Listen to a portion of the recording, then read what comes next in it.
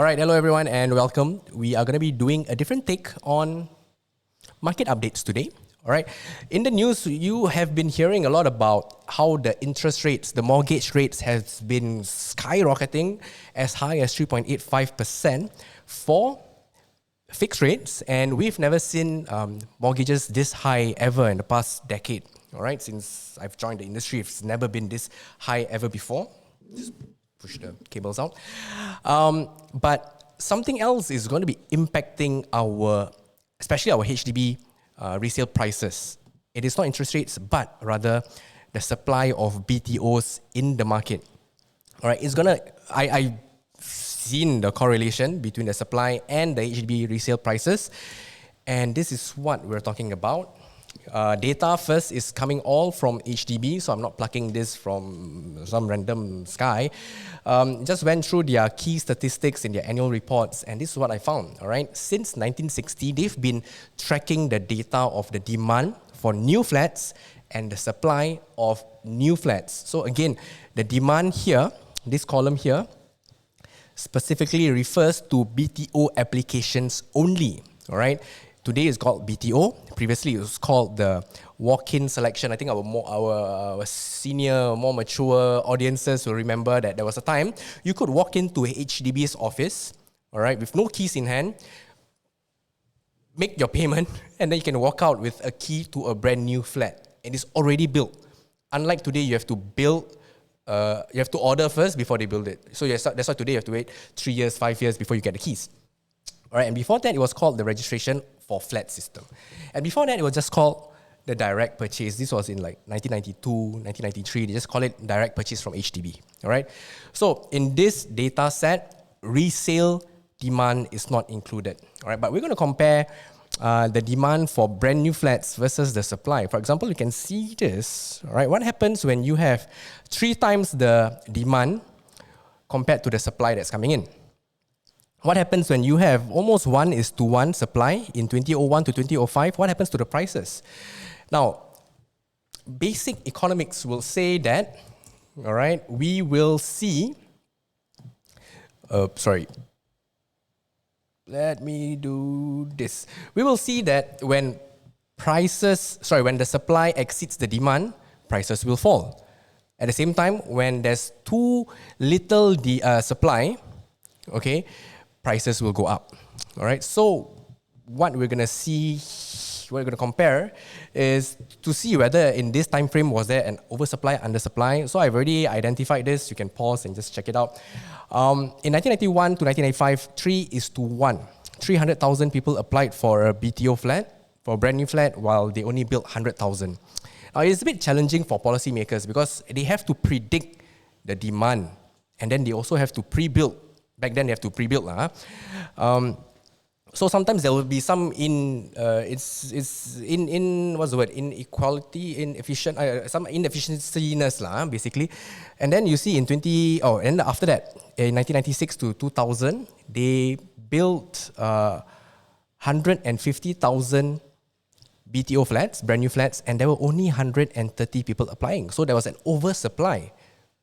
Technically, we're going to see prices drop, right? Now let's continue down. 2001 to 2005, there was a fair supply. Why do I call that? Because 51,000 people applied and 55,000 BTO flats were being built. Now I'm going to jump towards, let's just continue. And then in 2006 to 2010, there was an undersupply ratio of 3:1 again. 64,000 people applied for a brand new flat, while they only built 23. What happened there? I don't know. Some policy making, not the best policy planning back then, I guess. And then it was a knee-jerk reaction because while it does look like there was an undersupply, 136,000 people applied versus 100,000 being built. Let's take a look at the growth. The demand grew 2 times, from 64 to 136,000, but the supply grew by 4 times. So I think that took a lot of heat from the resale market. Now, you can see here, when there was an undersupply, 64,000 people applied for a brand new flat, but there were only 23,000 being built in this time frame. What happens to the resale prices? It goes up. All right. You can see that these 2 periods coincided with an undersupply market here. 3:1, 3:1.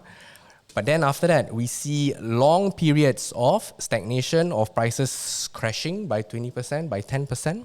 Okay, and again, when we look at the supply of the BTOs during this period, it does signal to a certain extent that BTO supply does influence resale prices strongly.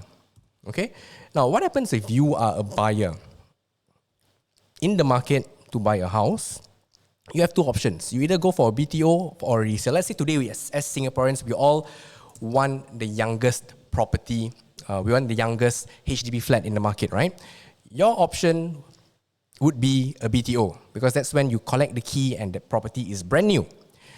Now, what happens today when there's only for every one unit, there's 3 people fighting for the same one unit? Chances are you're not going to get it. And if you don't get your BTO flat, what are you going to do? You're going to go into the resale market. As more and more people don't get to buy a brand new flat, people start to buy resale units, and resale prices go up. Same thing here between 2006 to 2010. All right, there was just 23,000 units being built, but 64,000 people applying, 60 plus thousand applying for a BTO flat lah. So again, if you cannot get your chance with a BTO flat, what do you go for? You go for a resale unit. And then when we go back to the other time frames, what happens when there's too many BTOs in the market? You're going to see that, hey, these BTOs are subsidized. These BTOs are subsidized compared to the resale prices, which are at all-time high. Why don't I buy something which is 20 years younger for much cheaper? That's when people start to avoid the resale market and go into the BTO market because chances are they're going to get it. Ratio was 1:1 at one point of time. But then today, after the pandemic, you know what happened, all right? Prices shot up, not because of supply inefficiency, but because of the delays in BTO being built. From 2 years to 3 years, during this period, people were already complaining, wow, wait 2 years, 3 years so late, so long. Suddenly you have to wait 4 years, 5 years, even 6 years for some estates for it to be completed. So again, people don't want to buy BTOs anymore. So what do they buy? They buy resale, and hence resale prices shot up. Now, what about currently today? Like this was just like 1 month ago. All right, the August BTO, there was 5,000 units, 4,900 units being marketed in the BTO market, right? Let's see. And there were 26 applicants for each flat in Tampines. There was one small estate in Tampines. Can you imagine 26 applicants for just one, for every single unit? The chances of you getting is like super low lah. So what are you going to do if you don't get your BTO? What's next? What's next is you would go for a resale flat. So does this sound like we are in a undersupply? Okay.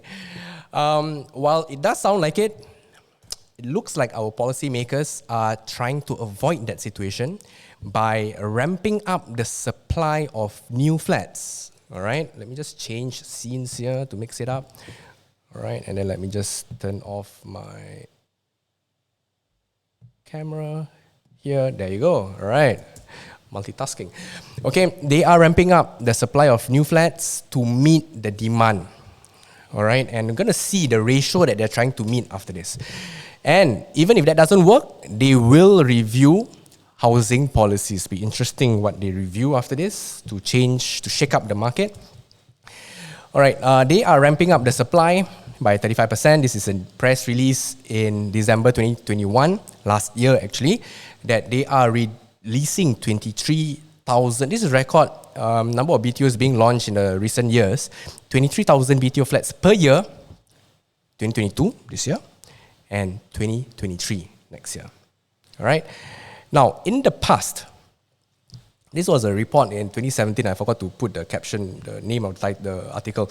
But back in 2011, they launched 25,000 BTO flats, 27,000 BTO flats in 2012, 25,000 flats in 2013, 23,000 flats in 2014, before eventually relaxing the supply or tightening the supply back in 2015. Now, so what was the purpose back then in ramping up the supply? The purpose was because the prices were going a bit hot. So one way to control the market was playing with the BTO supply. Another way that they were trying to control the prices was, not say control the prices, influence the prices maybe a bit, through the cooling measures. But today we're just talking about the supply of BTOs correlating to the resale prices.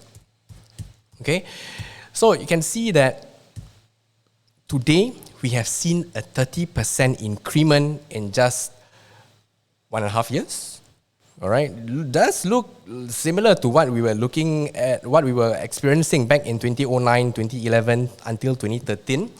Prices were increasing sharply back then before dropping 10%. Are we going to see a 10% drop today after this? I don't know. Are we going to see possibly a 30% drop? Possibly, I don't know. All right, again, Mark Twain says, history doesn't repeat itself, but it often rhymes. Because if you remember 2011, 2012, 2013, 2014, they flooded the market with 25,000, 27,000, 23,000 BTO flats here before relaxing. You can see the moment they flooded the market with BTO flats, the supply, the transactions of resale flats drop. See the blue bars? It dropped. Here they are introducing 23,000 BTO flats again. It does look like, sounds similar as what was happening back then.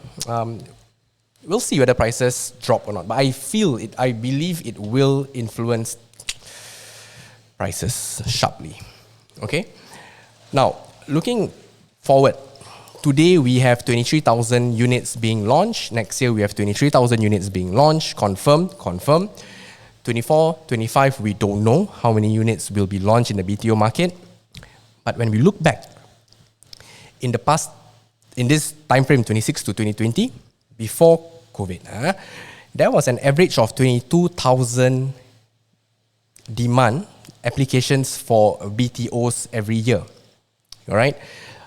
So if you think about it, it does sound like they are trying to match the supply and the demand. Not just 1:1, they're trying to oversupply the market than what is being demanded. All right, so I personally believe that this will impact our HDB prices strongly.